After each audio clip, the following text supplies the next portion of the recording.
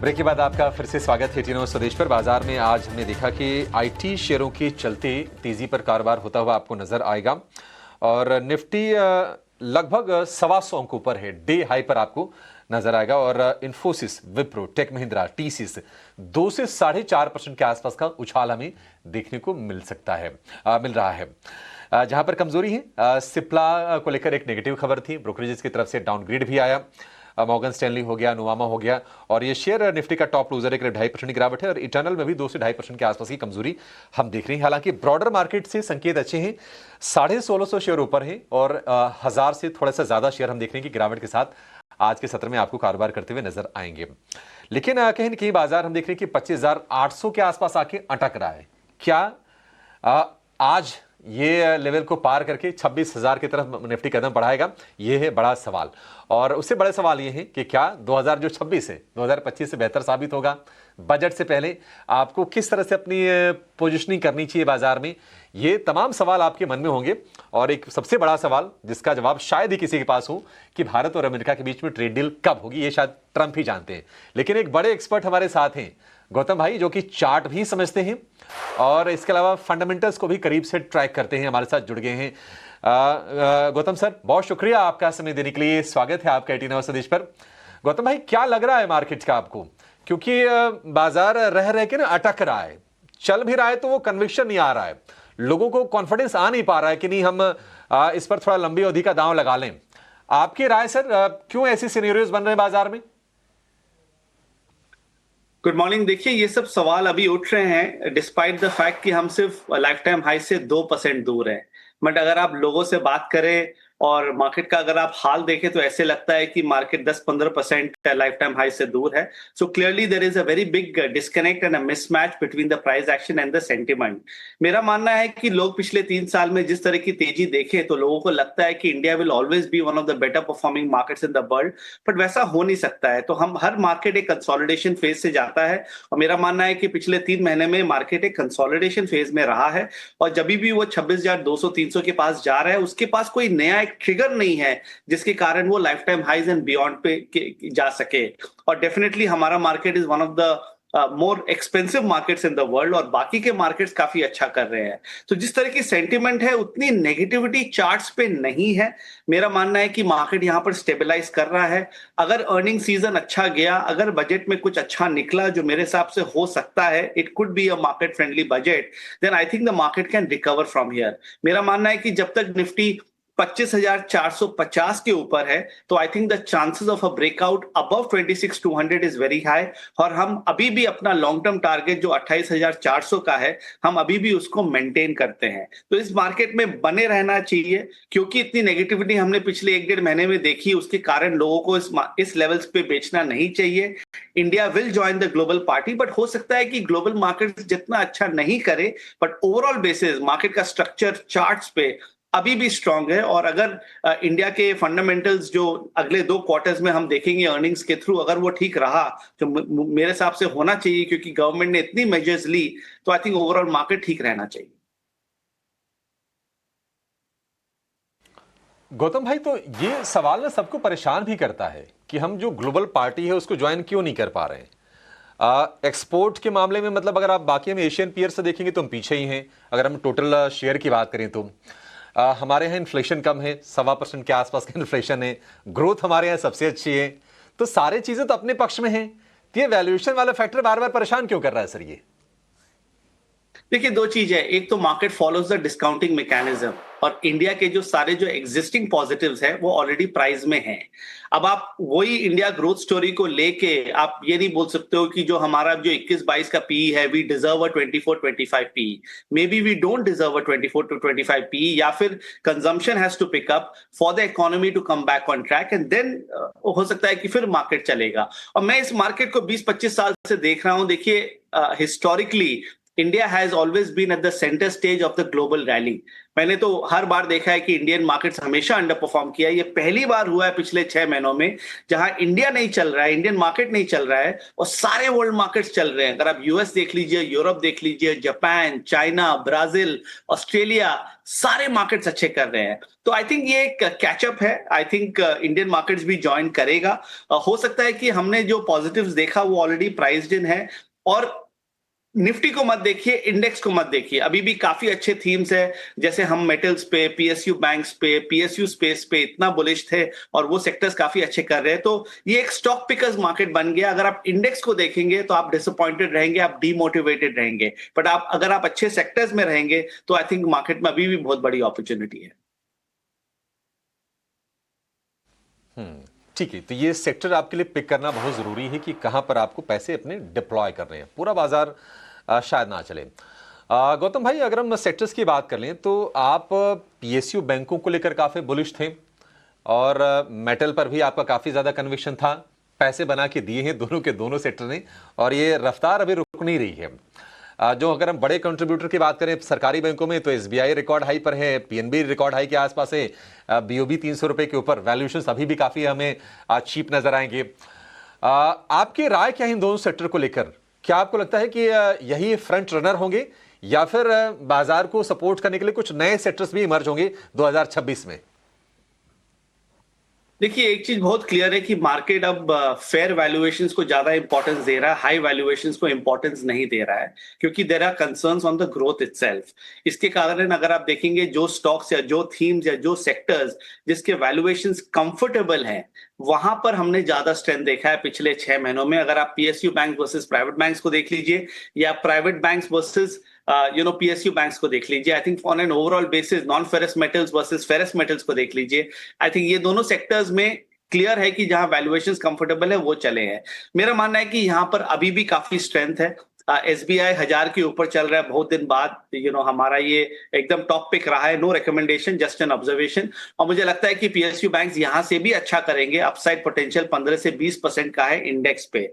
Metals index पे हमारा 12,000 का टारगेट था और मेरा मानना है कि ये लेवल भी निकल जाएगा और यहां से भी 10 से 12% की और तेजी है, क्योंकि नॉन फेरस अच्छा किया है। अब मुझे लगता है कि फेरस मेटल्स या आयरन एंड स्टील स्टॉक्स जो है वो अच्छा करेंगे। तो अभी एक कॉन्सेंट्रेटेड मार्केट है, गिने चुने सेक्टर्स और स्टॉक्स अच्छा कर रहे हैं, उन्हीं में ही कमिटमेंट बनाइए। ज्यादा एडवेंचरस काम मत कीजिए, जो सेक्टर्स नहीं चल रहे हैं वहां फोकस मत कीजिए। पीएसयू, मेटल्स और बैंक्स, इन सेक्टर्स में फोकस कीजिए। यहां पर और बड़ी तेजी यहां से हमें लगती है।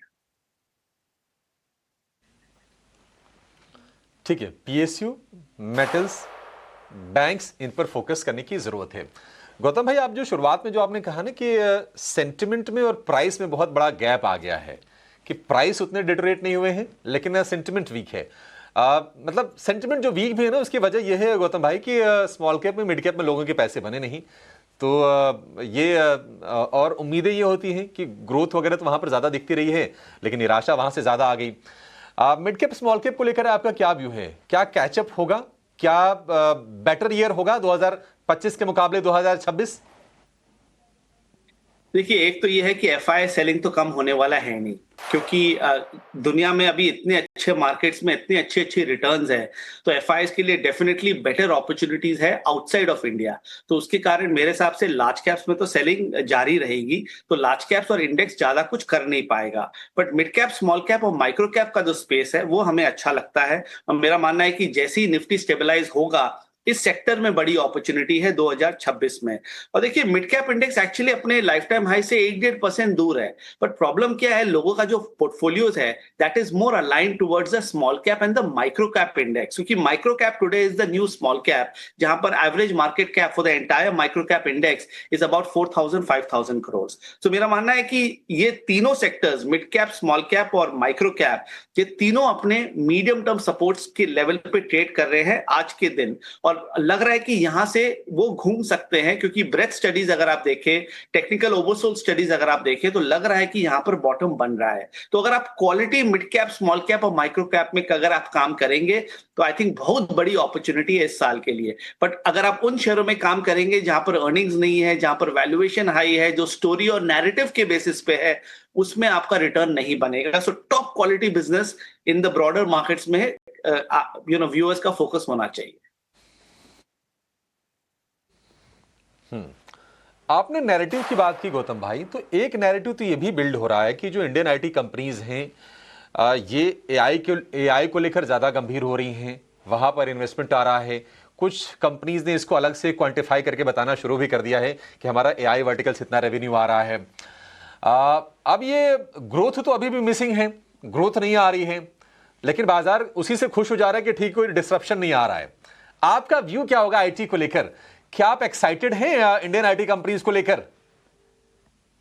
नहीं, मैं एक्साइटेड नहीं हूँ। आज हमने अच्छी रैली देखी because of Infosys results, but मेरा मानना है कि Indian IT will underperform the rest of the market for the whole of this year. तो rallies will get sold into, और ऊपर के लेवल्स में बेचना चाहिए और इस सेक्टर से दूर रहना चाहिए।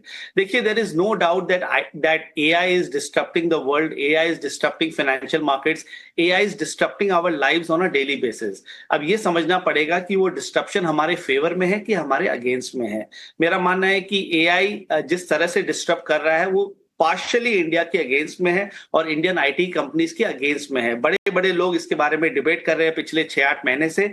मेरा मानना है कि मार्केट को लगता है कि India is not at the forefront of the AI trade. इसलिए अगर आप देखें तो यूएस मार्केट अच्छा कर रहा है, चाइनीज मार्केट अच्छा कर रहा है। Chinese market is at a 2-year high और मुझे बहुत बड़ी अपॉर्चुनिटी लगती है चाइना में अगले 4 से 5 सालों में।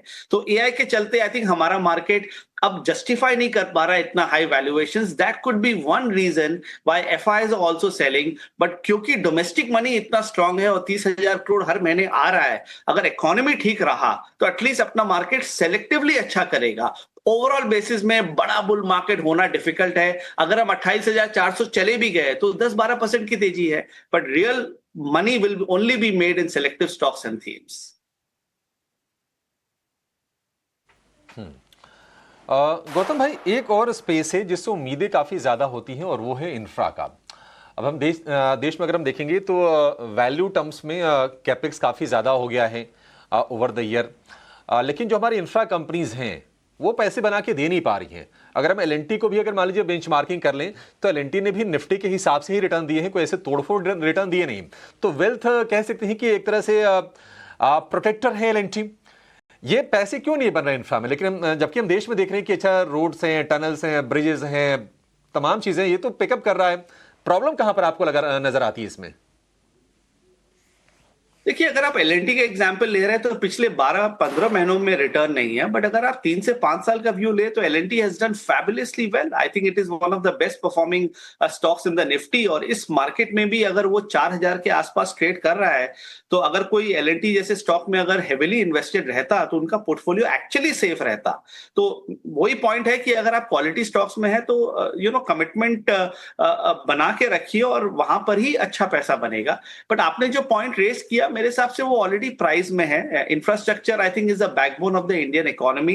काफी जो इंफ्रास्ट्रक्चर स्टॉक्स थे उनके वैल्यूएशंस एक्सट्रीमली हाई हो गए थे, और जो सारे जो पॉजिटिव्स अगले 2 से 3 साल के वो ऑलरेडी इन द प्राइस है। But I think on an overall basis मेरे हिसाब से इंफ्रा अच्छा करेगा, बट इसमें भी आप टॉप 5 और 7 स्टॉक्स में कमिटमेंट बनाइए। और कहीं इंफ्रा बेस्ड पीएसयू स्टॉक्स है। मेरा मानना है कि 2026 is going to be about PSU sector. Public sector undertaking will be one of the best performing sectors this year. जैसे हमारा लास्ट ईयर गोल्ड और सिल्वर का व्यू था, वैसे मुझे लगता है कि PSU यहाँ से अच्छा करेगा। वैल्यूएशंस अच्छे हैं और काफी जो पावर बेस्ड PSU है, इंफ्रा बेस्ड PSU है, आई थिंक ये सब में बड़ी मेटल्स बेस्ड PSU है, आई थिंक ये सब में बड़ी अपॉर्चुनिटी है इस साल के लिए। गौतम भाई, अब अर्निंग सीजन की शुरुआत तो हो गई है, कुछ कुछ बड़ी बड़ी कंपनीज के नतीजे आ भी गए हैं। आज शाम होते होते रिलायंस के नतीजे आ जाएंगे। आपकी अपनी एक्सपेक्टेशन, आपकी कैलकुलेशन क्या है सर कि कौन सी कंपनीज के अच्छे नतीजे आने वाले हैं, कहां पर थोड़े परफॉर्मेंस सबड्यूड रहेंगे, कहां पर थोड़ी निराशा होगी, बता दीजिए ताकि हमारे जो दर्शक है थोड़ी प्लानिंग अच्छे से करके रखें अभी से।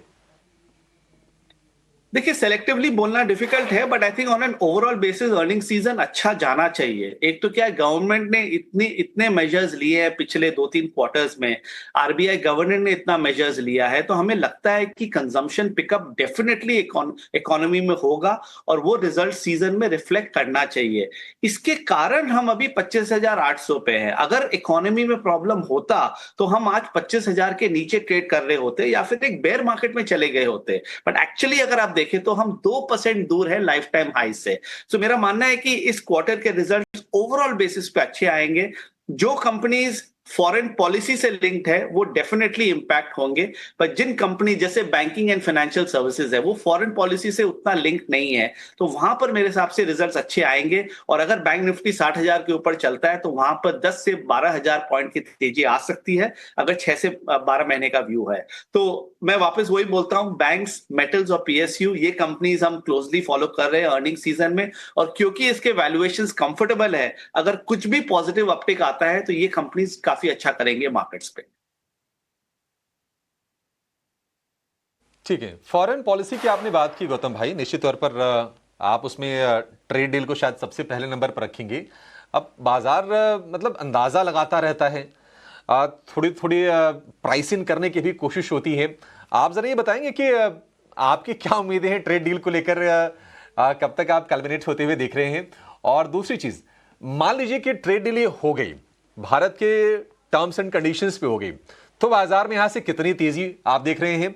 और अगर मान लीजिए मतलब थोड़ी निराशा अगर आ गई ट्रेड डील को लेकर, तो फिर कितनी गिरावट, क्या गिरावट आपको लगता है कि कैप्ड है, वो चीजें भाव में ऑलरेडी प्राइस्ड इन है? Absolutely, it can't get worse, it can only get better. क्योंकि सारी जो नेगेटिविटी है वो पिछले 6 महीना में प्राइस इन हो गई है, and India did not perform because of the issues with the US and because of foreign policy, तो उसके कारण हम अंडर परफॉर्म कर रहे हैं। मुझे लगता है कि अब यहाँ से बेटर ही हो सकता है, और अगर ट्रेड डील का कभी भी अनाउंसमेंट आता है, जो मेरे हिसाब से I am sure these two countries will talk it out, and I am sure it will have a proper resolution, because there are two very very important economies that need to work with each other all the time.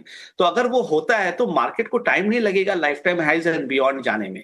तो charts में तो मुझे लग रहा है कि इतनी कोई नेगेटिविटी नहीं है। और जैसे मैंने कहा, अगर 25,450 के हम ऊपर हैं, तब तक हमें ये होप रखना चाहिए कि ट्रेड डील हो जाना चाहिए। और जब भी हो, अगले 2 हफ्ते में हो, 2 महीने में हो, जब भी हो, I think the market will take it very positively, because India US issue के अलावा ऐसा कोई मेजर इशू नहीं है जिसको हम पकड़ के बोल सके कि बाजार को गिरना चाहिए। तो उस लॉजिक के हिसाब से भी मुझे लगता है कि मार्केट सेफ है। नहीं नहीं, बिल्कुल सही बात है गौतम भाई। मैं कहता हूँ जो भी हो जाए, बाजार की तो टेंडेंसी होती है कि नहीं, भूलने की, जो चीज़ें हो जाती हैं। अब जो चीज़ नहीं हुई है तो हम पकड़ के बैठे हुए हैं, तो शायद एक ओवरहैंग है वो भी ख़त्म होगा। तो उस सेंस में पॉजिटिव होगा, चाहे जो कुछ भी निकल के आए। एक चीज़ और आपसे जानना चाहेंगे, बजट अब यहाँ से 2 हफ्ते की दूरी पर है। आपका कोई बिग बेट, कोई आप सेक्टर का नाम लेना चाहेंगे जहां पर ओवर ऑप्टिमिस्टिक आप हैं? या फिर अगर आपकी कंप्लायंस अलाउ करे कुछ शेयर अगर आप सजेस्ट करना चाहें तो आप वो भी कर सकते हैं सर। मेरा तो मानना है कि पीएसयू में काफी बड़ा फोकस रहेगा गवर्नमेंट का, तो that could be the opportunity, जो मैंने काफी बार कहा है। एंड आई थिंक गवर्नमेंट का स्टांस बहुत इंपॉर्टेंट रहेगा, क्योंकि गवर्नमेंट ने जो जीएसटी मेजर्स लिए लास्ट ईयर, जो इनकम टैक्स मेजर्स लिए, सब मार्केट फ्रेंडली था, बट उसके बाद भी हमारा मार्केट नहीं चला, और अभी भी डाउट्स है कि इकोनॉमी चलेगी कि नहीं चलेगी। और इंडियन इन्वेस्टर ने इतना कॉन्फिडेंस दिखाया है, एसआईपीज लोगों के चल रहे हैं, चाहे जो भी मार्केट एनवायरनमेंट है, लोगों के इतने बड़े रिटर्न्स बने नहीं, उसके बाद भी लोग बने हैं, ये अच्छी बात है। और ये इतना बड़ा रेवोल्यूशन हमने देखा है पिछले 3-4 सालों में। आई थिंक गवर्नमेंट इसको रिकग्नाइज करेगा, और अगर कैपिटल मार्केट फ्रेंडली अगर कुछ इनिशिएटिव्स आते हैं, जो I think will be very very welcome in today's market, तो अगर वैसा कुछ होता है तो आई थिंक मार्केट को काफी कॉन्फिडेंस मिलेगी। तो इससे क्या होगा कि गवर्नमेंट ने भी अपना एक्शन लिया, इकोनॉमी भी ठीक रहे और डोमेस्टिक मनी भी अगर ठीक रहे, तो I think that will propel the Indian markets higher, and hopefully we will be back on track with the rest of the world. ठीक है गौतम भाई, मतलब आपकी एनालिसिस से, आपकी कमेंट्री से और आपके उत्साह से, मतलब हमें अंदाजा लग गया कि बहुत ज़्यादा कोई चिंता की बात बाजार में नहीं है, जो कुछ होगा यहाँ से बेहतर होगा। और आपने जो सेक्टर बताया निश्चित तौर पर पैसे बना के दिए हैं और आगे भी उनमें भविष्य ठीक ठाक दिखाई दे रहा है। Thank you so much sir, आज हमें टाइम देने के लिए और विस्तार से इन तमाम मुद्दों पर हमसे चर्चा करने के लिए, अपने व्यूज शेयर करने के लिए। बाजार में अगर हम देखें इस वक्त तो अच्छी तेजी, बहुत ही स्ट्रॉन्ग बाइंग सेंटिमेंट आज के सत्र में दिख रहा है और ये कई दिनों के बाद है। निफ्टी ने देखिए जहां पर शुरुआत की 40-50 अंक ऊपर था, लेकिन अब लगभग 200 अंक ऊपर, लगभग डबल सेंचुरी लगा दी है निफ्टी ने और 25,800 के बैरियर को निफ्टी ने पार किया है। निफ्टी बैंक 60,000 के ऊपर। निफ्टी बैंक पर तो हमारा बार बार स्टांस यही था कि बाय ऑन डिप्स वाला ये सेक्टर है। निफ्टी को लेकर हम उतने कन्विंस नहीं थे, लेकिन निफ्टी बैंक देखिए उसी के हिसाब से परफॉर्मेंस भी दिया है और 60,100 के ऊपर, यानी कि रिकॉर्ड हाई से लगभग यही आधे % के आसपास की दूरी रह गई है। आज 1% चल गया, आधे % के आसपास की दूरी ये और है। और आप देखिए आईसीसी बैंक थोड़ा नरम है, बंधन बैंक थोड़ा सा नरम है, अदरवाइज आपको बाकी के शेयर अच्छी रफ्तार में दिखाई देंगे। एसबीआई है रिकॉर्ड हाइस पर, 1040 रुपए के भाव आपको नजर आएंगे। चलिए इसी के साथ इस शो को यहाँ पर समाप्त करने का समय भी हो गया, लेकिन आप कहीं जाएगा नहीं क्योंकि दिग्गजों में तो जो रौनक है, लेकिन मिड कैप में भी आज माहौल बहुत बढ़िया है क्योंकि एडवांस डिक्लाइन रेशियो बड़ा शानदार दिख रहा है। 1700 शेयर ऊपर है, 1000 शेयर हम देखने के नीचे कारोबार कर रहे हैं। तो मिड कैप में, स्मॉल कैप में आपके लिए मौके कहां पर है ये जानेंगे छोटी सी ब्रेक के बाद मिड कैप मसाला में। नमस्कार।